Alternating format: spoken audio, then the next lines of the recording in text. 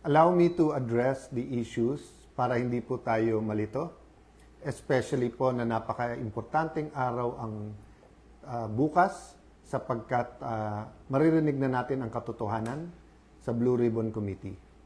So let's start with a biblical principle. Kung anong itatanim natin, yan ang ating aanihin. Mula sa ating pagkamusmos, di ba? Elementary pa lang, tinuturo sa atin yan. Kung anong ating itatanim, yan ating aanihin. Alala ko pa yung commercial nung 70s. Yung basurang tinapon mo, babalik din sa'yo. So yung commercial na yun, may nagtatapon ng basura, bumaha. Pumasok ulit sa bahay nila yung basura kasama yung baha. So ang flood control scam ay hindi nangyari by its own, by itself. No? Hindi ito nangyari na aksidente lang. No? It was a combination of greed, opportunity, minds who put their minds together and said, kayang gawin to. We will not be able to stop corruption in our country until we know the truth, we know how to stop a problem, and we know how to reform. Repentance is part of that. Maniniwala ho ba kayo na ang mastermind ng pinakamalaking corruption scam sa buong history ng Pilipinas ay panay oposisyon ang gumawa? Napakagaling naman po pag members ng opposition ang gumawa under the nose of an administration na samantalang mahigit 2 taon na nangyayari. So, we started, the majority and as Senate President, we started diplomacy po talaga. Wanted to work together. Number 1 priority is the economy. Number 2 po, yung pong impeachment dahil accountability. Pero kasama po yung ating priority, yung mga flood control issues at iba pang mga scams na bigyan ng tugon. Nabigyan na ng tsansa ang grupo ni Senator Lacson at Senator Soto. Kasama dyan sila Senator Win. Alam naman natin lahat na kailangan ay 13. So let me state this. Malacanang backing the move of the senators today and the other groups backing them, they will say anything and do anything to bend the law and basically susunugin na yung ating konstitusyon. So when I said a while ago that I am still the Senate President, the legitimate, the legal, moral Senate President, it's not about me, it's not about the position. Anytime po, pwede po ako mag-resign, pwede kong ibigay ito sa iba kung may 13. This is about democracy. This is about an independent Senate. This is about fighting corruption. You cannot say you love democracy, but walang checks and balance. Hindi pwedeng sabihin you love democracy, pero pag mali yung numero, invento na lang po tayo. I don't know how much time I have. There's so much I want to tell the Filipino people. Some of it you might think is very productive. Some of it you will think it's my thoughts. But let me tell you this from the bottom of my heart. God loves the Philippines. Ulitin ko po God loves the Philippines. So we have to take a step of faith. Sabi sa book of James, faith without action is dead. Patay ho ba ang ating paniniwala at pananampalataya? Kung mahal natin ang Pilipinas, we have to do something about it. Why do I say this? Well, first the Senate. 12, may quorum, samantalang malinaw sa Constitution, 13. Yung case na sinasabi nila, iba, continuing po yun. Nag-umpisa silang may quorum, umalis yung iba. Ito po, kahit saan nyo pong tignan, sa Constitution, mali. Sa rules po ng Senate, kailangan yung presiding officer, yung Senate President, kung hindi, yung Senate President Pro Tem, kung hindi, yung Majority Leader, or yung Assistant Majority Leader. Wala po doon na nagsasabi kahit win ang pangalan mo, hindi po win yon. Wala po sa rules yon. Wala po yung 12. Alam po nung lahat yon. Pero ipalagay na po natin, yan ang theory nila at pagpipilitan nila. Siguro po kung Senado lang ang problema, then tuloy ang buhay natin. You know, life is so complicated. Existence in the Philippines is so hard that etong politika para sa politiko lang. But what happens to the impeachment? So sa impeachment ho ba ngayon, mag-aaresto ng 2, 4 pa. Para pag sinabi nilang 22, pwede ng 12. So pag 20 na lang o 18, pag 18 natira, 12 na lang pwede mag-convict. At pagkatapos, paano pagka constitutional change na ang gagawin? At ayaw rin pumayag ng ibang senador. Ikukulong na rin po ba? Malinaw na malinaw po ang konstitusyon at rules po ng Senado. You cannot declare all positions vacant with a number of 12. You cannot even hold the session because walang quorum. Assuming may quorum, you need 12 to remove a Senate President, and then you need 13 to remove a Senate President. Okay? Lilinawin ko po ha. You need 12 for any position below the Senate President pro tem. So, kahit anong chairmanship, majority actually pwede na. Kaya kahit 11 all, pag nawala yung isa, 10, 11, masusunod na yung 11. But for Senate President, for quorum, and for Senate President pro temp, you need 13. No? So, ilalaban po natin to, hindi dahil nilalaban nyo ang Senate Presidency ni Alan Cayetano. Hindi.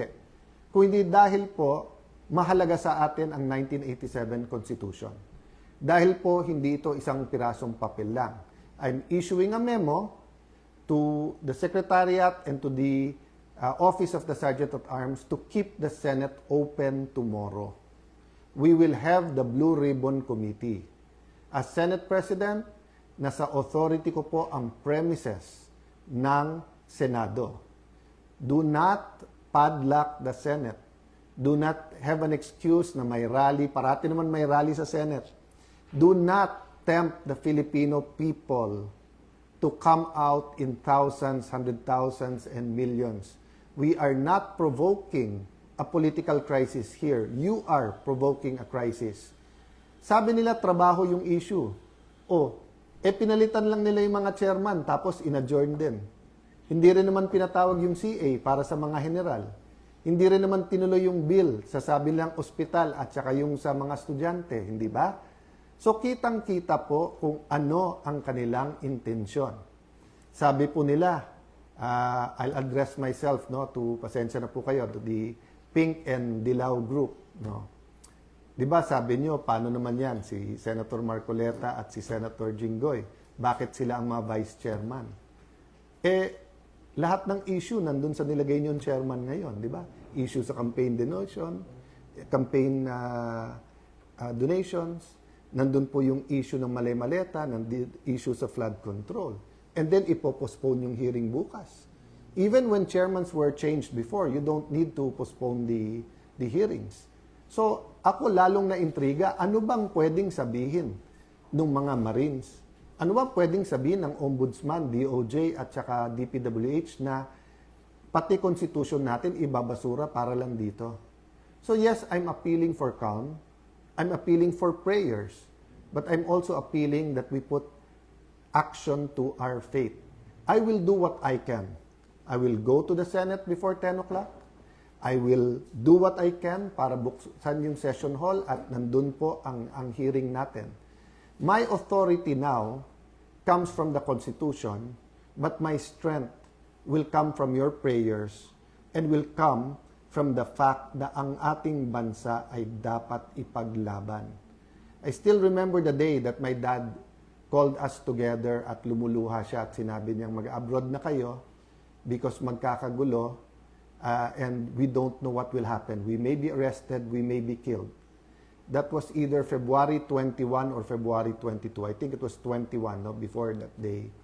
And we all hugged him and sabi namin, if you love your country, we love hindi ka namin iiwanan. So, malayo tayo sa crisis, mga kababayan. Malacanang, malayo tayo sa crisis. Why are we bringing it to a point of a political crisis na mahirap i-atras? The hearing is confined. So, yes, the notice of cancellation from the illegitimate, the illegitimate is not the committee. No, hindi ko ginagaya si Senator Erwin na ginagamit yung word na bastard kasi ngayon, whether or not you're a single parent, whether or not you're legitimate, tao ka pa rin. I'm talking illegitimate meaning hindi siya legal. Senator Erwin is not the legal chairperson of the Blue Ribbon Committee. Okay? Senator Pia Cayetano is the chairperson because there was no quorum, there was no session under the law that took place. Daming issue sa Supreme Court, yung unprogrammed funds, yung legality ng 2025 budget. Ang dami pong issue sa Supreme Court. Again, ulitin ko po, ang pinakamalaking problema ng ating kababayan ngayon ay presyo. Presyo, trabaho at kita. Dadagdagan pa ba natin? You have manufactured a crisis since May 11 by saying magulo kami.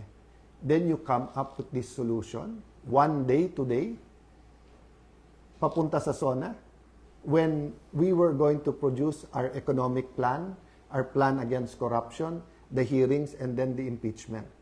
So, I will rest my case there.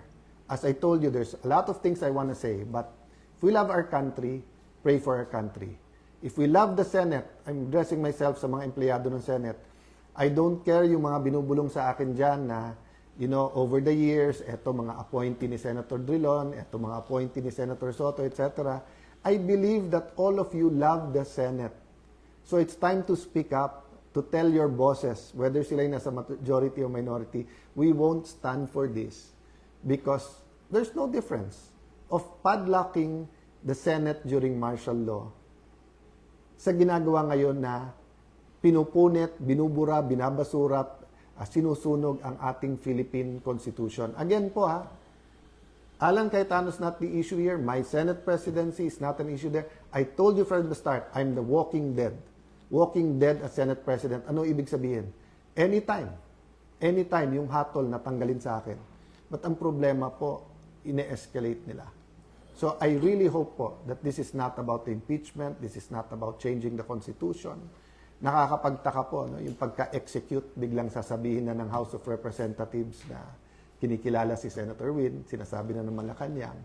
Diba? I mean, guys, res ipsa loquitur. Diba? I won't elaborate. Kayo na I won't use the words to describe what's coming now. Why?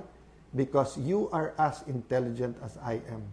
You are as patriotic as I am. The question lang is, what are we going to do about it? Pray for us. Pray for Senator Marcoleta. Pray dun sa natira sa majority because paglalaban natin ang ating bansa. God bless you all. Good night po sa inyong lahat.